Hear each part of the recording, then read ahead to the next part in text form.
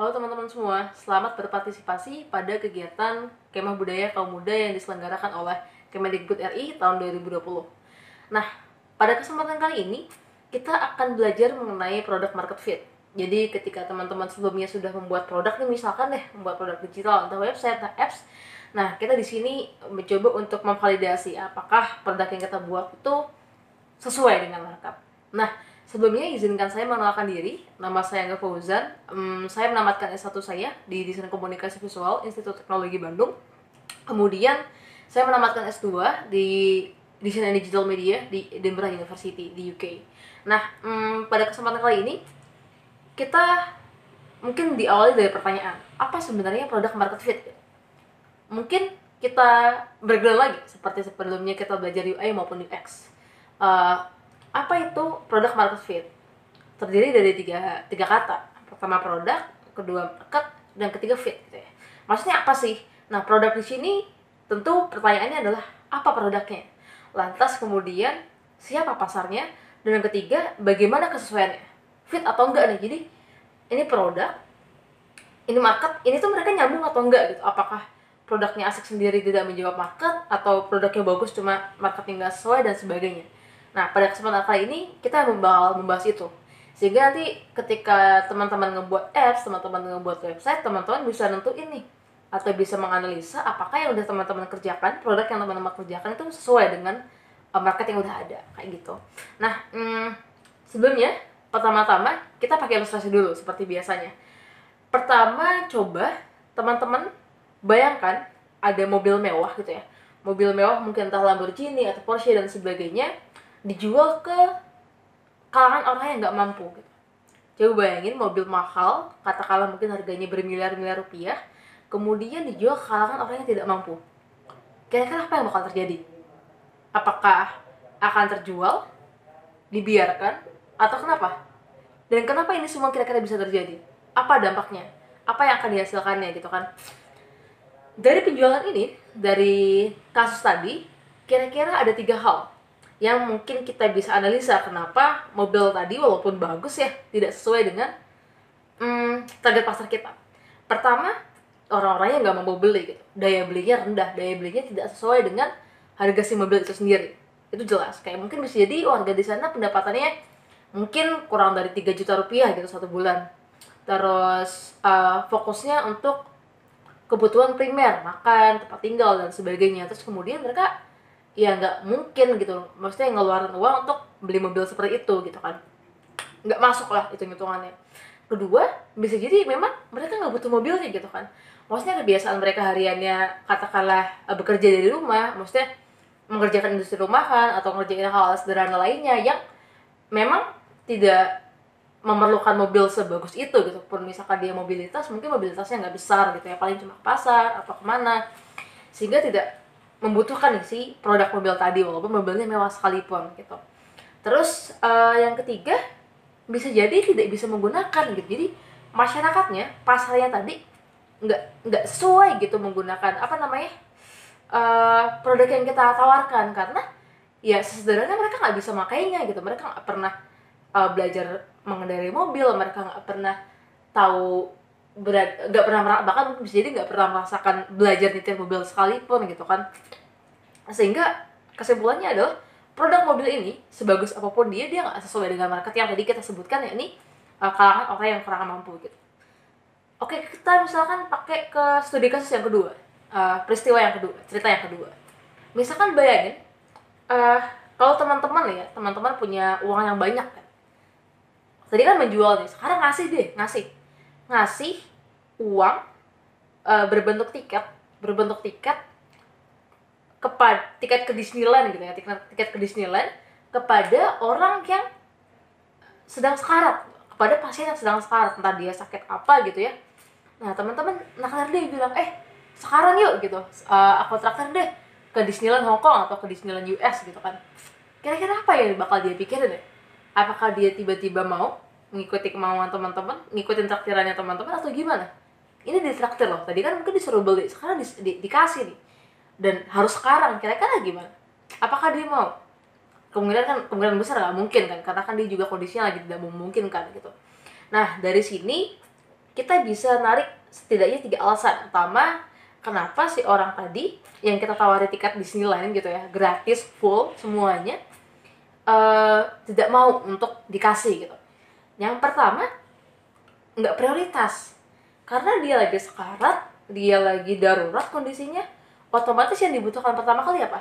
Pengobatan gitu. Jadi tidak prioritas, kayak dia punya waktu singkat banget untuk segera berobat, terus malah diajak jalan-jalan kan pasti nggak mau gitu kan. Jadi itu yang pertama, tidak prioritas. Yang kedua, bisa jadi nggak butuh gitu, dalam artian ya dia tidak butuh tiket Disneyland gitu kan. Yang dia butuhkan adalah pengobatan agar dia segera sehat, bener nggak?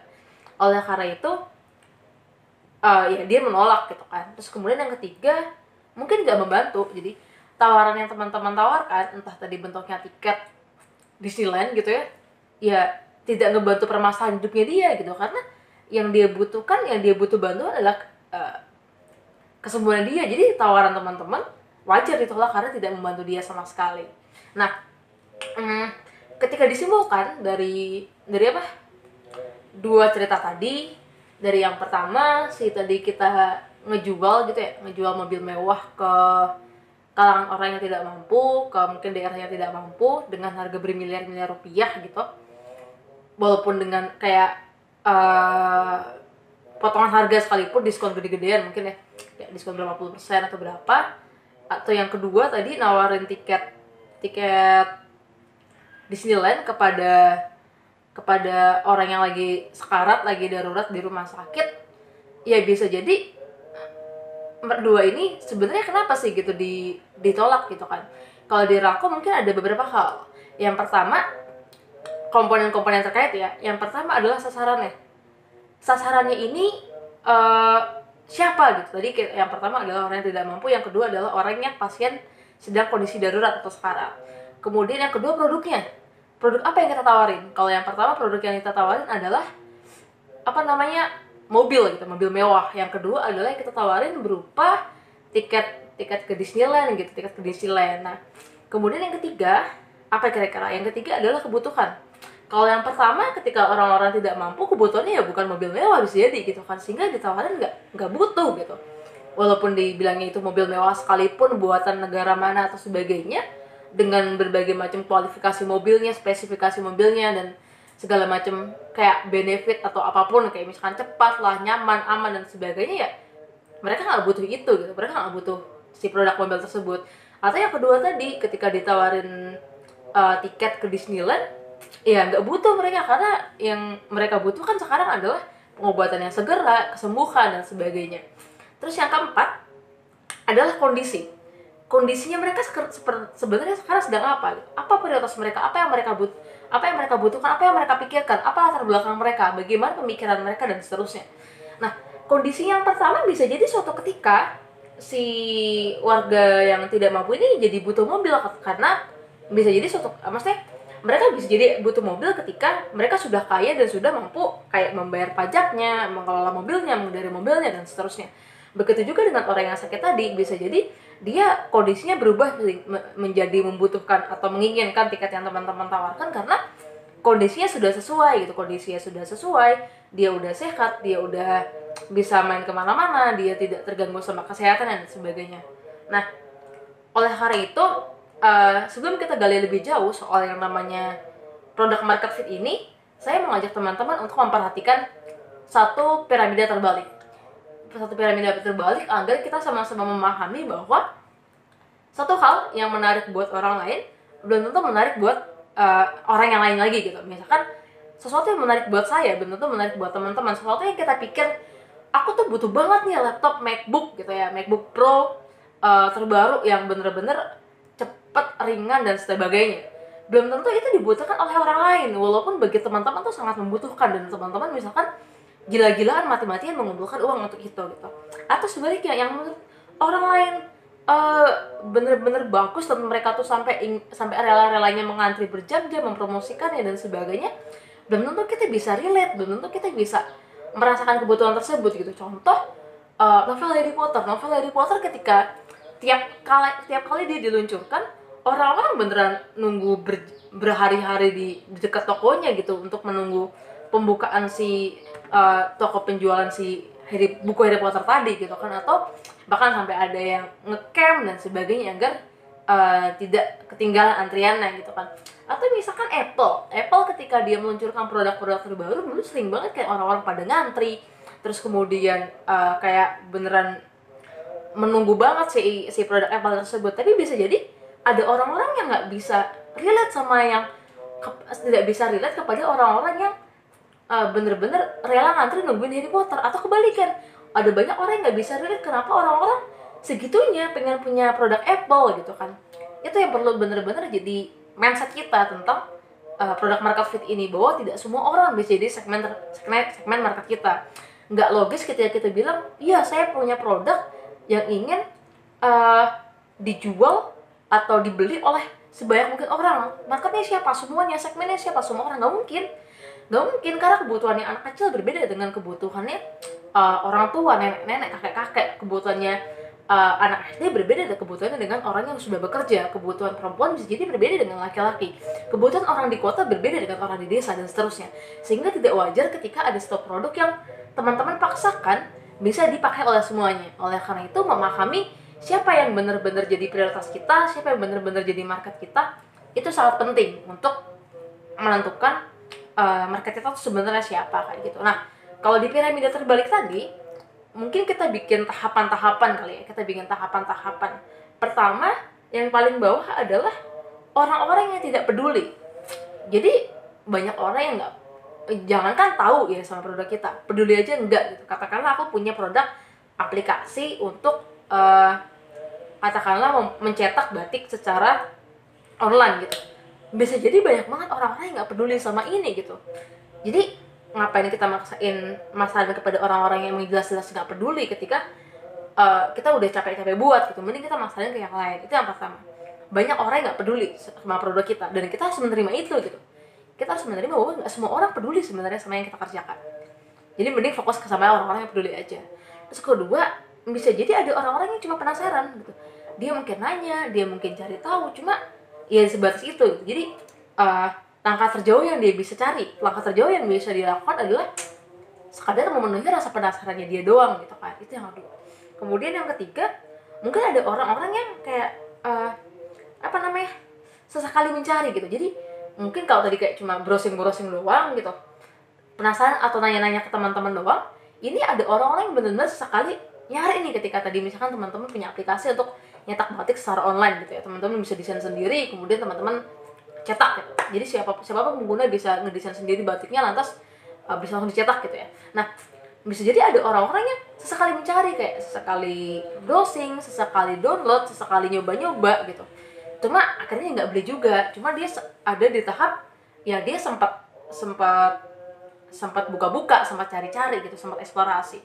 Kemudian di tahap berikutnya adalah orang-orang yang mau mencoba beli gitu. Jadi bisa jadi ketika di tahap berikutnya adalah ada nih orang-orang yang kayak, ih aku beli deh satu gitu, aku beli deh sesekali gitu kan, coba deh, iya deh coba sesekali. Nah, bisa jadi produk teman-teman ada yang gitu juga. Jadi mulai dari nggak peduli sampai ya ada akhirnya yang beli gitu, walaupun cuma 1 atau 2 kali. Terus di tahap yang lebih loyal lagi, di tahap yang lebih maju lagi, ada orang-orang yang benar-benar rela berlangganan maksudnya benar-benar dia membelinya repeat terus menerus. Kayak misalkan tadi adalah aplikasi cetak batik online misalkan ya ada orang-orang yang benar-benar pakai itu terus menerus. Kayak misalkan entah sebulan sekali dia nyetak kain, entah atau misalkan berapa waktu sekali dia benar-benar sering-sering untuk nyetak produk yang teman-teman buat gitu. Atau misalkan teman-teman punya produk lain, ya ada orang-orang yang benar-benar jadi kayak berlangganan istilahnya kayak gitu. Kemudian yang terakhir adalah bantu mempromosikan.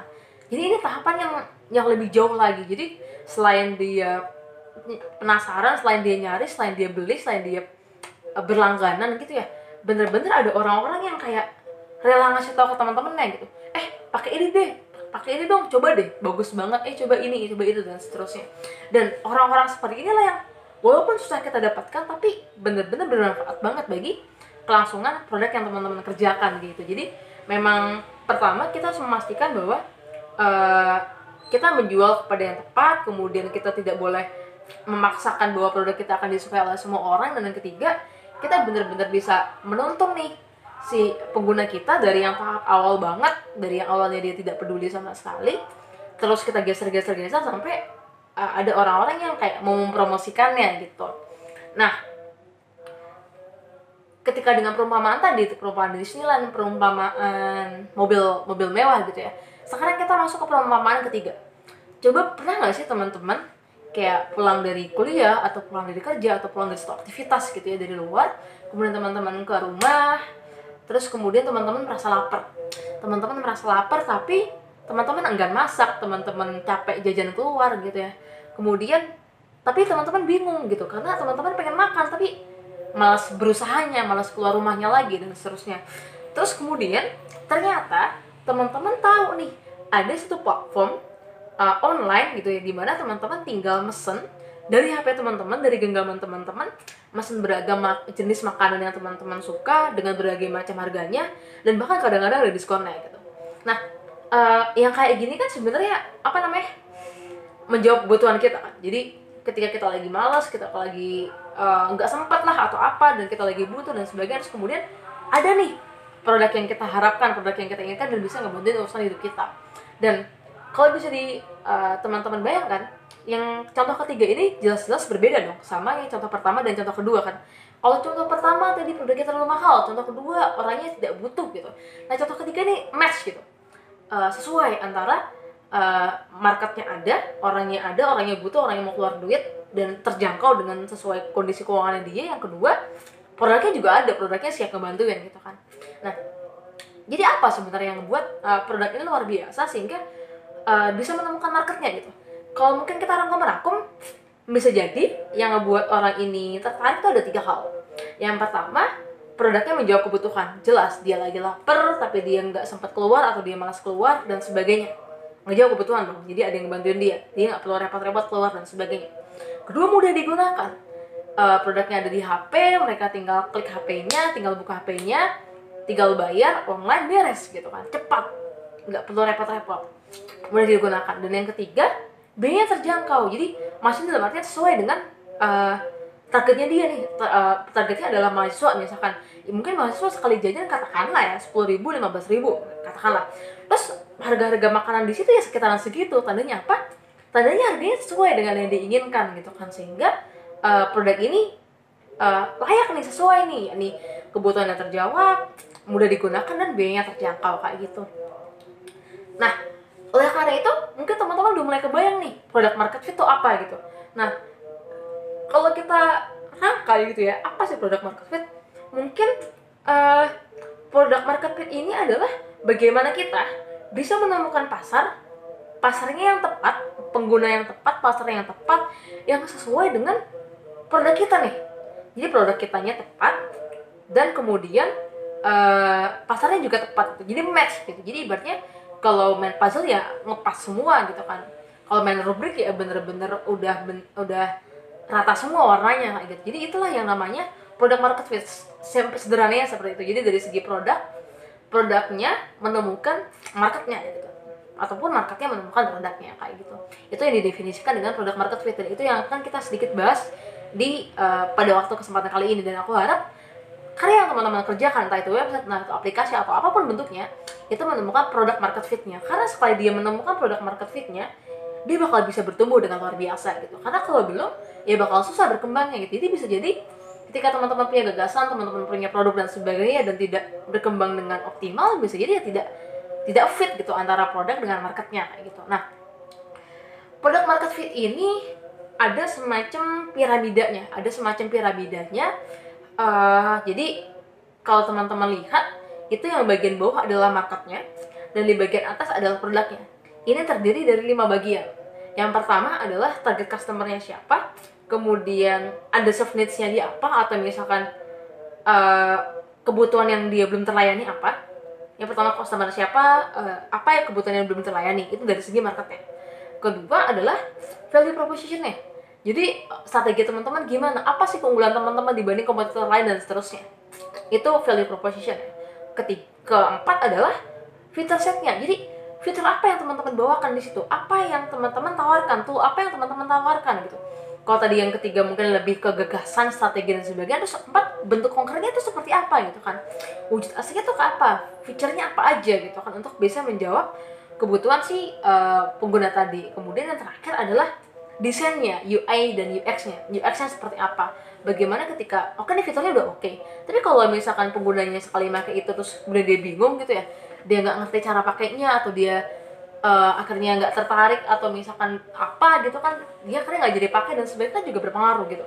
Jadi ketika misalkan target customer-nya udah jelas, katakanlah mahasiswa dengan karakteristik seperti ini, terus underserved needs-nya adalah mereka butuh hal kayak gini, terus kemudian teman-teman bawa value proposition bahwa teman-teman ingin membuat yang kayak gini, terus feature setnya adalah teman-teman punya fitur-fitur nih A, B, C gitu kan, tapi ternyata pada akhirnya desain tampilan atau UX-nya tidak sesuai gitu, usernya malah jadi bingung, usernya malah tidak terbantu dan sebagainya, malah tambah repot gitu ya, ya bisa jadi tidak tercapai juga gitu. Jadi si 5 komponen ini, dari yang paling atas dari maupun paling bawah, dari sisi produk maupun dari segi market, itu dua-duanya kelima-limanya harus benar-benar saling memenuhi satu sama lain gitu. Jadi nggak boleh ada yang ditinggalin satu sama lain. Nah, sekarang kita coba bahas satu persatu. Pertama, target customer.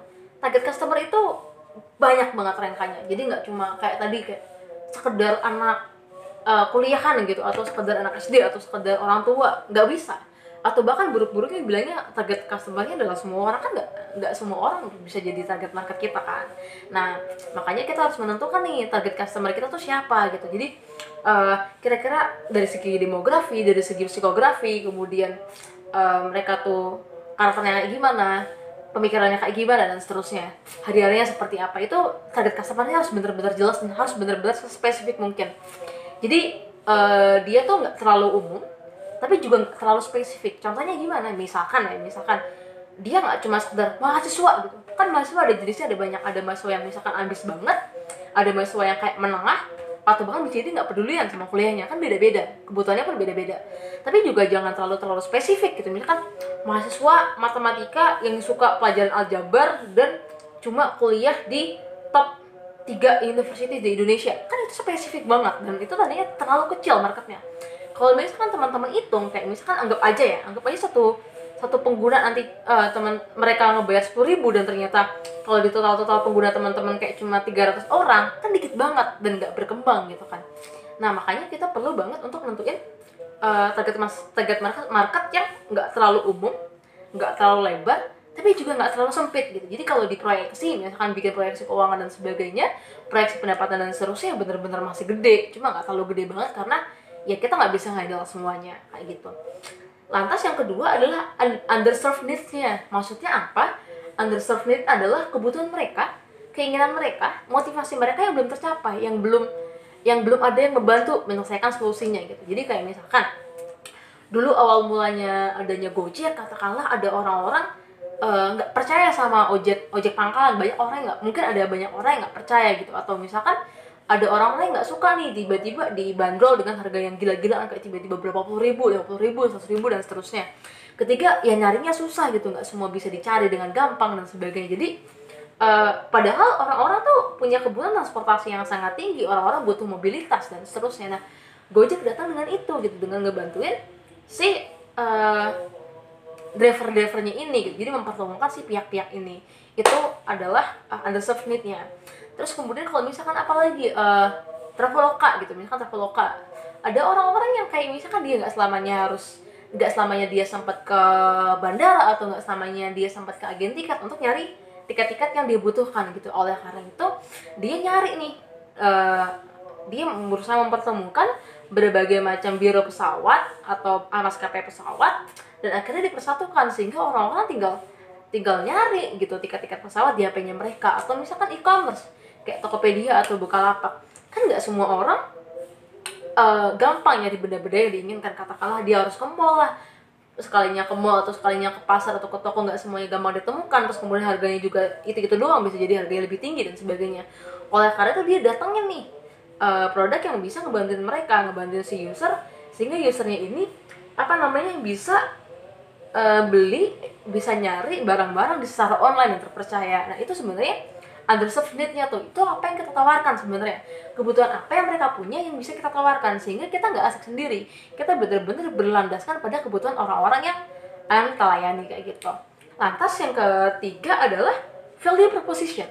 Value proposition itu bukanlah cuma sekedar jargon teman-teman, bukan kayak semacam seperti produk kami yang terbaik dan berkualitas dan sebagainya, atau kami paling murah, hebat dan sebagainya. Enggak, kita nggak kayak gitu. Itu normatif banget, itu sangat jargon banget. Nah, yang namanya value proposition adalah nilai utama yang teman-teman usung nih. Sebenarnya apa sih yang teman-teman usung dari sini? Keunggulan teman-teman tuh apa dibandingkan kompetitor-kompetitor lainnya? Kemudian apa sih nilai unggul yang teman-teman bawakan? Dan semua ini benar-benar terkemas dengan rapi dalam bentuk strategi teman-teman. Ketika misalkan keunggulannya ini, yang kompetitor kita nggak punya ini, kemudian yang kita bawakan ini, strategi kita kayak gini, ya semua itu dikemas jadi satu gitu. Itu value proposition dari produk teman-teman, sehingga teman-teman harus benar-benar memastikan nih sebenarnya teman-teman bawakan apa, perencanaannya gimana, kemudian berbandingan dengan kompetitor dan seterusnya seperti apa kayak gitu. Kemudian kita masuk ke yang keempat. Yang keempat adalah feature set-nya.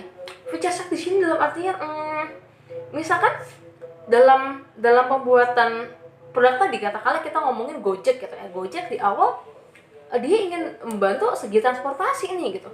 Dia ingin membantu sisi transportasi, dan maka feature set yang dia ingin bawakan di tahap awal adalah dia nggak tiba-tiba di awal dia ngedatengin GoFood, kemudian GoClean, GoMassage, GoPulsa dan sebagainya. Enggak, dia bener-bener ngebawa pelan-pelan dulu. Pertama dia bawa si GoRide terlebih dahulu, jadi satu-satu bawa GoRide udah oke, baru masuk ke GoFood udah oke, mungkin masuk ke GoSend dan seterusnya.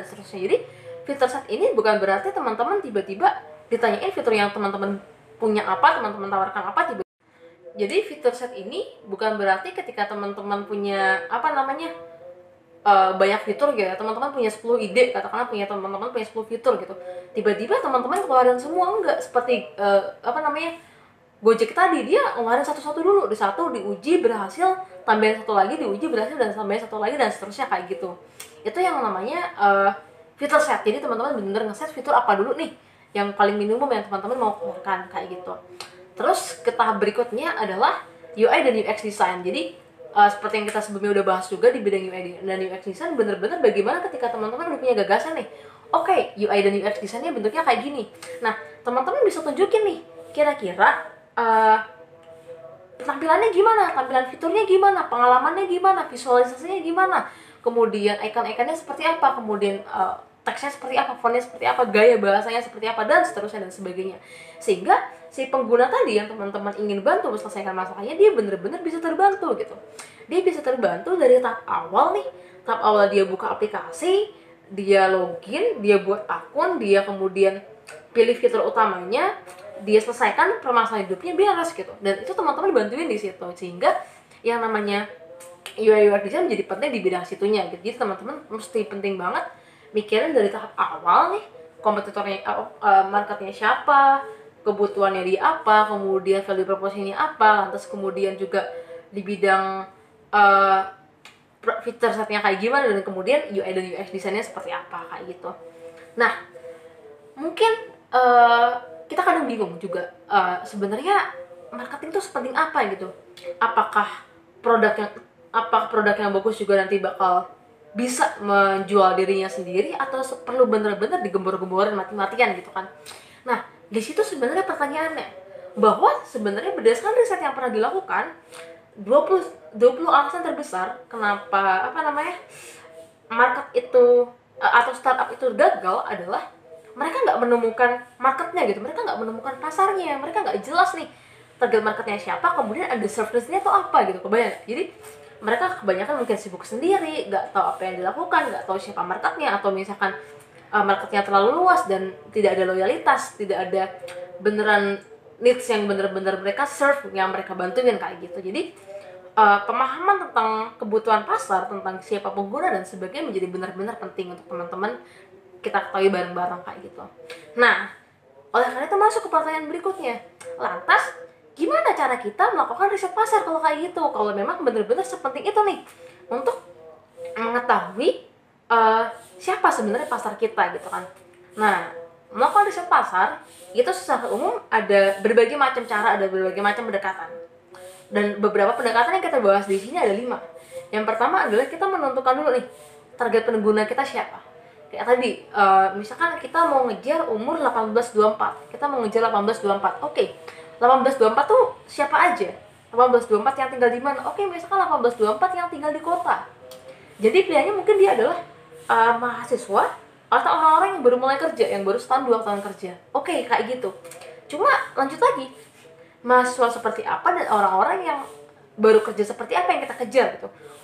Misalkan mahasiswa yang aktif berkegiatan, mahasiswa yang aktif mengembangkan diri. Oke, kemudian kalau orang-orang kerja seperti apa? Orang-orang kerja yang nggak cuma bekerja aja, tapi pekerjaannya membutuhkan skill yang baik, kemudian membutuhkan peningkatan keterampilan yang terus menerus, kemudian orang-orangnya juga ingin terus ngembangin diri dan sebagainya. Itu adalah beberapa bentuk target pengguna yang kita sasar. Kemudian target pengguna kita ini ketika orang-orang tadi nih yang aktif, kemudian ingin meningkatkan keterampilan diri dan seterusnya dan sebagainya, sebenarnya apa sih kebutuhan dia, apa yang permasalahan hidup dia yang belum terjawab nih gitu, dan apa yang bisa kita bantu. Kita bisa mulai dari situ. Kita tentuin dulu nih target pasarnya siapa, kebutuhannya apa, dan seterusnya.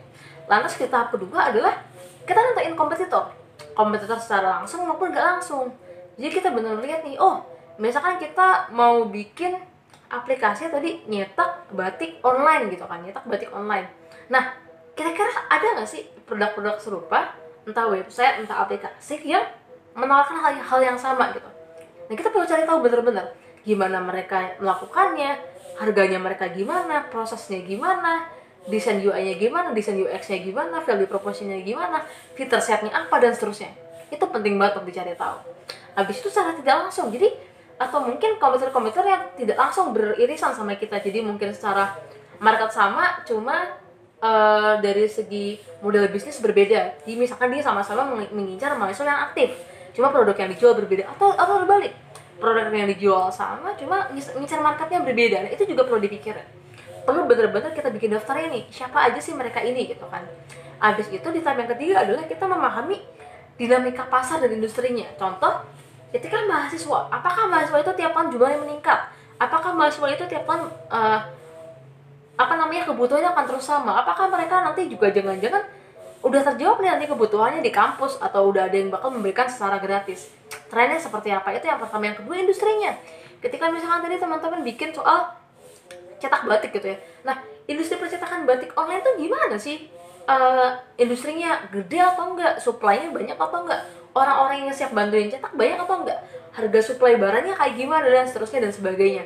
Itu benar-benar harus kita pikiran masak-masak nih dalam bikin riset pasar kayak tadi. Kemudian yang keempat adalah kita bikin hipotesis. Kan tadi udah ketahuan nih target penggunanya siapa, kemudian kompetitor kita siapa aja, lantas dinamika industri dan pasarnya seperti apa. Baru kita bikin hipotesis, dalam artian kita bikin perkiraan nih, oh kayaknya orang-orang yang kita sasar tuh kayak gini, dia kebutuhannya kayak gini, dia kayaknya rela deh kalau ngebayar satu jasa atau produk gitu ya, cetak batik online dengan harga segini misalkan. Jadi bikin dulu aja hipotesisnya, atau enggak nanti bikin lagi hipotesis berikutnya. Kayaknya mereka butuh nyetak batik itu kalau ada acara perpisahan, atau misalnya wisudaan, atau acara apa, atau misalkan untuk kebutuhan apa dan sebagainya. Itu benar-benar dibikin dulu hipotesisnya, dibikin dulu gagasannya, perkiraannya. Habis itu ketika teman-teman udah bikin hipotesisnya nih, teman-teman udah bikin hipotesisnya A, B, C, D, E gitu ya, dari segi pasar, dari segi harga, dari segi pengguna dan seterusnya, baru teman-teman adakan risetnya bisa kualitatif, bisa kuantitatif. Jadi kalau misalkan kualitatif ya secara langsung, terus kemudian nggak semua orang bisa teman-teman temuin, jadi paling cuma mungkin 5-10 orang gitu ya untuk ditanyain secara interview langsung, atau mungkin formatnya FGD gitu. Jadi focus group discussion, mereka diajak diskusi, diajak ngobrol, diajak bahas bareng-bareng. Ini sebenarnya produk ini tuh kebutuhannya apa, mereka tuh kebutuhannya apa, mereka keperluannya apa dan sebagainya. Atau nggak kuantitatif gitu. Jadi nyebar formulir, disebar ke banyak mungkin orang, dibuat pertanyaannya cukup banyak mungkin, atau tertata dan lebih teratur dan seterusnya. Nah, sekarang kita coba breakdown dengan lebih detail gitu ya. Pertama tadi memahami pengguna. Jadi memahami si target pengguna atau target pasar. Secara umum, orang itu ketika ingin membeli produk kita, itu pasti ada alurnya. Seperti tadi sebenarnya di awal udah sedikit kita bahas. Yang pertama adalah dia sadar. Dari yang nggak sadar jadi sadar, aware gitu, aware sama yang kita kerjakan. Kemudian yang kedua, dia mempertimbangkan apa yang kita kerjakan. Jadi dia udah mikir-mikir, ih kayaknya ini bagus nggak ya, ini bagus nggak ya, ini dibeli nggak ya, dan seterusnya. Jadi udah mulai kebentuk apa namanya, pertimbangan-pertimbangan dalam pikiran ini. Jadi kayak mungkin pilihannya 50-50 nih, antara ngikutin atau enggak, antara beli atau enggak gitu kan. Abis itu dia memutuskan, oke, berdasarkan pertimbangan aku beli deh gitu produknya, aku pakai produknya gitu kan. Itu udah masuk ke tahap decide. Jadi bener-bener kita ngebuat orang-orang ini tertarik dan akhirnya ngebeli gitu. Nah, setelah dia percobaan pertama ngebeli dan seterusnya, baru kita masuk ke tahap berikutnya, loyalty. Jadi gimana orang-orang ini apa namanya, tertarik untuk membeli terus menerus. Jadi bener-bener berlangganan sama kita, bener-bener kayak mau pakai terus, berkali-kali beli dan sebagainya. Itu namanya udah ngebentuk loyalty. Terus kemudian kita promosi, kita dorong bantu mereka agar mereka mau bantu ngepromosiin ke lingkaran-lingkarannya, ke teman-temannya, ke lingkaran-lingkarannya juga, target market kita gitu. Sehingga kita juga terbantu, marketing kita juga terbantu oleh mereka sendiri, karena kan komunikasi atau marketing dari mulut ke mulut kan sangat ngebantu banget kan, karena orang-orang sebenarnya mungkin lebih banyak percaya kalau yang ngebantuin itu adalah, atau yang ngepromosin itu adalah temannya sendiri atau lingkarannya sendiri kayak gitu. Oleh karena itu di sini kita perlu cari tahu dulu nih, kira-kira yang jadi target market kita yang tadi udah kita definisi di awal, mereka udah di tahap mana? Apakah mereka belum tahu? Kalau belum tahu sama sekali kita buat mereka tahu, alias mereka aware. Kalau mereka udah tahu, kita buat mereka mempertimbangkan kita, consider tentang kita. Mereka udah mikir ini bagus atau enggak dan seterusnya. Kalau udah ya lanjut ke decide atau enggak langsung ke loyalty, dan sampai kalau udah banyak yang loyal diajakin buat promote kayak gitu. Jadi memahami alur pengguna ini jadi sangat penting nih dalam produk market fit kayak gitu. Lantas kita bahas di detail soal jenis-jenis kompetitor kita. Secara umum kan memang ada langsung dan tak langsung. Sebenarnya kalau mau di breakdown sedikit lebih dalam lagi ada 3. Jadi pertama yang memang itu yang langsung, yakni orang-orang yang produknya sama, model bisnisnya sama, kemudian target pasarnya sama. Jadi plok, 3-tiganya itu kurang lebih sama. Mungkin kayak Gojek sama Grab gitu ya, atau Shopee, Tokopedia, Bukalapak gitu, atau Elevania, Blibli dan sebagainya. Jadi plok lah, secara umum tuh sama gitu, dari produknya sama, terus kemudian model bisnisnya sama, kemudian target pasarnya sama. Itu yang pertama. Kedua mungkin kompetitor yang nggak langsung. Jadi mungkin dari bisa jadi produknya sama tapi model bisnisnya berbeda, atau enggak kebalik, produknya berbeda tapi model bisnisnya sama. Dan sebenarnya ya berbagai macam sih, intinya gimana sih yang tak langsung ini ada irisan lah sama yang sedang kita kerjakan. Jadi bisa jadi nih sama-sama, misalkan ya sama-sama ngejual apel gitu, yang satunya ngejual apel satuan, yang satunya ngejual apel kiloan misalkan. Terus yang kedua, yang satunya ngejual jeruk, satunya ngejual apel, tapi sama-sama kiloan gitu. Kan sebenarnya kan orang-orang itu ketika pembeli nanti ngeluarin uangnya juga sama kan. Jadi dia bakal berpikir, mending uang 50.000 ini aku beliin apel atau beliin jeruk. Walaupun mereka secara produk berbeda, cuma kan mereka berkompetisi gitu kan. Jadi berkompetisi terhadap uang 50.000 ini gitu. Atau enggak, ya nanti target marketnya sama gitu. Jadi sama-sama ngejar orang yang misalkan sama-sama suka buah kayak gitu. Itu secara tak langsung. Terus kemudian yang ketiga adalah yang benar-benar pengganti nih, jadi berbeda, secara produk berbeda, secara model bisnis berbeda, tapi target pasarnya sama. Misalkan sama-sama ngejar orang vegan, sama-sama ngejar orang yang suka makan buah.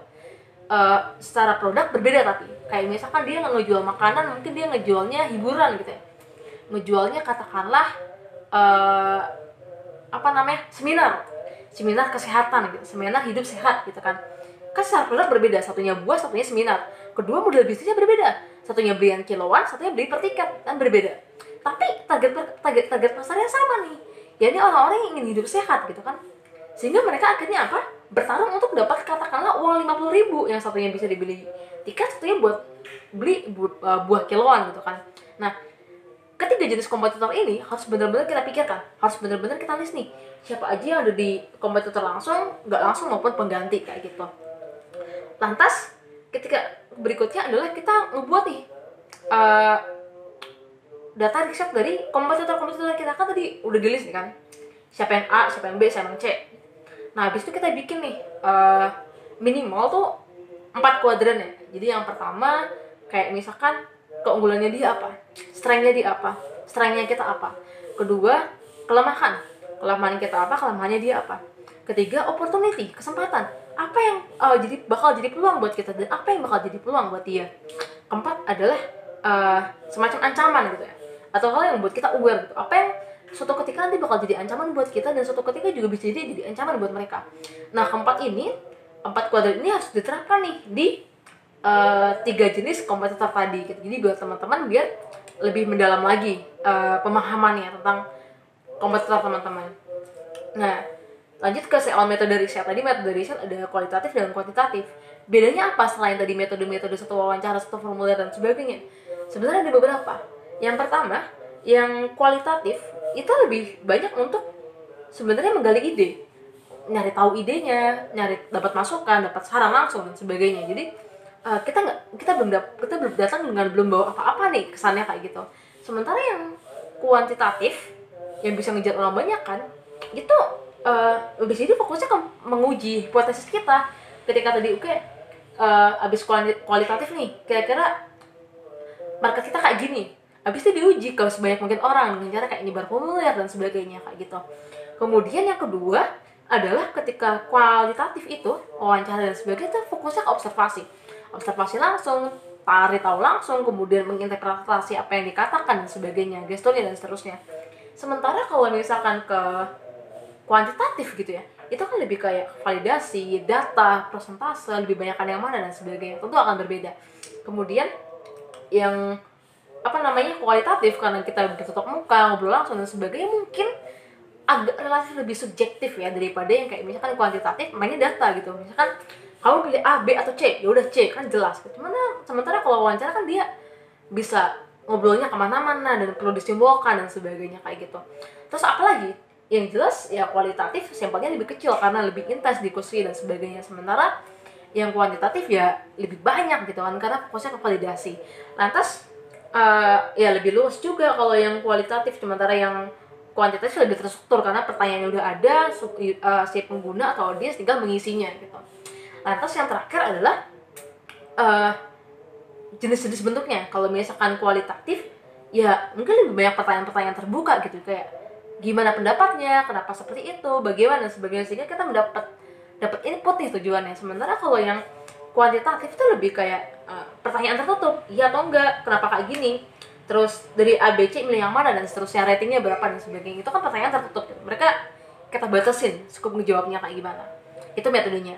Lantas berikutnya proses penyesuaian tadi dari yang kita mulai kayak awal sampai akhir yang harus dilakukan terus menerus gitu.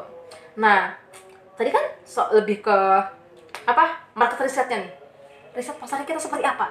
Nah sekarang baru kita ngomongin soal produk kita. Jadi kan marketnya, sekarang produknya. Sebenarnya gimana sih kita menyesuaikan produk kita biar sesuai sama market kita, sama orang-orang yang kita sasar gitu.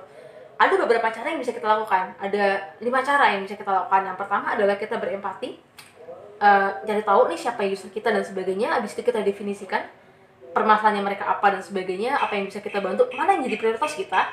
Lantas habis itu kita bikin beride sebanyak mungkin, brainstorming, habis itu nanti kita bisa pilih.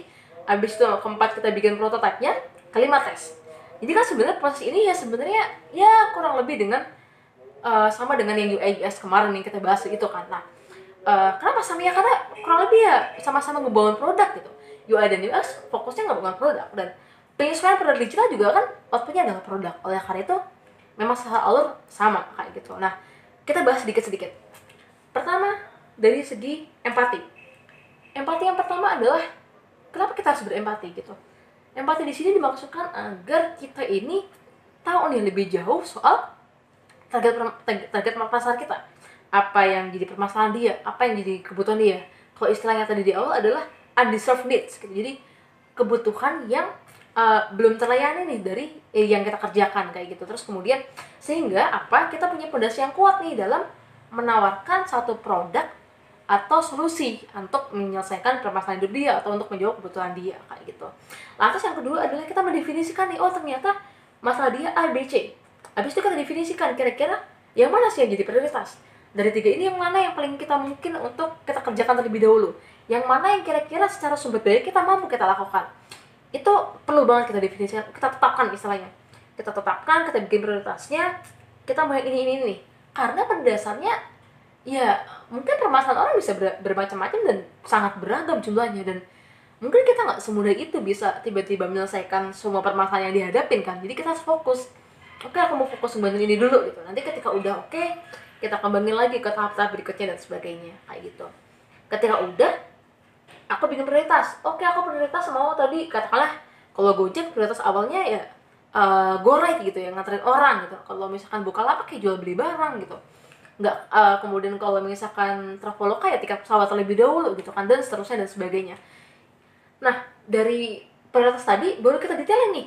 Kira-kira nyari tiket pesawat tuh gimana bagusnya, enaknya gimana, jual beli barang tuh bagusnya gimana, atau misalkan nganterin orang gitu ya, GoRide tuh bagusnya gimana dan seterusnya. Itu yang perlu kita pikirkan. Jadi kita kumpulin ide sebanyak mungkin, fitur-fiturnya mau kayak gimana aja, tampilannya seperti apa, alurnya seperti apa dan sebagainya. Itu benar harus kita pikirin dengan sangat matang kayak gitu, agar apa? Agar bisa menjawab kebutuhannya mereka tadi. Jadi jangan sampai kebutuhannya apa, idenya udah sesuai dengan kebutuhan, tapi ternyata nanti outputnya tidak sesuai, kan malah jadi gak match kan gitu. Nah, ketika udah kita buat prototipenya, kita buat desainnya, kita buat prototipenya, lantas kita uji ke pasar, kita minta mereka coba bagian mana yang kurang, bagian mana yang bisa ditingkatkan, bagian mana yang bisa diperbaiki dan sebagainya dan seterusnya, agar apa? Agar kita bisa dapat real experience, agar kita dapat real feedback dari mereka, agar kita nggak sibuk sendiri dan nggak jadi katak dalam tempurung yang kita malah jadi asik sendiri dan kita kayak terlalu getol sama ide kita dan kita tidak mau mendengarkan apa yang mereka butuhkan kayak gitu. Abis itu kita tes gitu, abis bikin desainnya, prototipenya yang kita tes coba ke user beberapa, mungkin 5-10, kita suruh mereka coba, kita suruh mereka tes, kita suruh mereka kasih feedback gitu kan. Abis itu hasil tes ini kita evaluasi. Jadi proses tadi sebenarnya kurang lebih bakal muter-muter di situ terus gitu. Jadi dari awal dia punya ide, bikin prioritas dan seterusnya, bikin tes, putar lagi di awal. Ketika udah, putar lagi di awal, dan akan terus menerus kayak gitu. Dan dengan kayak gitu, ibaratnya kayak kita bikin skripsi mungkin ya. Jadi kayak bikin skripsi, kita bikin dikit satu bab dulu, kita konsultasikan ke dosen. Dari sini ada yang kurang nggak? Oh, ada yang kurang. Oh ya udah, kembangin gitu. Ada yang kurang, diperbaikin. Ada yang salah, diperbaikin dan seterusnya dan sebagainya. Dan proses kayak ini kan akhirnya ngebuat skripsi kita layak kan, skripsi kita layak untuk disidangkan, skripsi kita layak untuk diluluskan gitu. Sebenarnya konsepnya juga sama product market fit gitu. Jadi kecil-kecil, sedikit demi sedikit, divalidasi, diujikan, dites, yang kurang diperbaiki, yang salah dibuang gitu ya, yang bagus ditingkatkan, udah muter aja terus, muter kayak gitu. Kayak gitu. Jadi kurang lebih prosesnya bakal kayak gitu terus. Nah, berikutnya yang bakal jadi pertanyaan berikutnya adalah, memang sebenarnya product market fit itu indikatornya apa sih? Apa yang membuat produk ini tuh product market fit? Maksudnya udah fit di market gitu. Secara umum tuh ada beberapa. Kita sebut aja 4 lah katakanlah untuk kesempatan kali ini. Pertama adalah yang jelas tingkat penjualannya, tingkat pemakaiannya. Ya jelas dong, nggak mungkin produk itu bisa dibilang fit di market tapi nggak ada yang beli, nggak ada yang laku, nggak ada yang mau ngeluarin uang atau nggak ada yang mau pakai. Mau gimana bisa bilang produk market fit gitu kan? Itu yang pertama. Jadi tingkat penjualan itu benar-benar penting, angkanya berapa gitu kan, dari total seluruhan pasar tadi gitu. Kedua, tingkat kepuasan. Oke, mereka pakai, tapi puas atau enggak sama produk ini? Jangan-jangan mereka pakai habis itu nggak pakai lagi, ya itu namanya juga nggak product market fit gitu. Karena kita cuma fokus ke jumlah pembeli doang, tapi kita nggak ngeliat seberapa banyak orang-orang yang bakal tertarik di sini, seberapa banyak orang-orang yang bakal bertahan di sini kayak gitu. Ketiga, kedekatan kita dengan pengguna. Jadi seberapa attach nih pengguna yang udah tadi puas ya, dia bakal bener-bener pakai lagi, dia bener-bener beli lagi, dia bener-bener merekomendasikan ke teman-temannya, dia bakal bener-bener kayak tertarik nih, dia bangga bahwa dia memakai produk kita gitu. Itu maksudnya kedekatan. Dan kemudian yang keempat adalah perluasan pangsa pasar. Seberapa luas, kayak misalkan tadi dihitung, oh target market kita katakanlah ngincar 500 orang gitu ya. Nah, angkanya seberapa naik nih, mungkin dari 50 ke 100 ke 1000 dan seterusnya. Itu tandanya indikator market fit.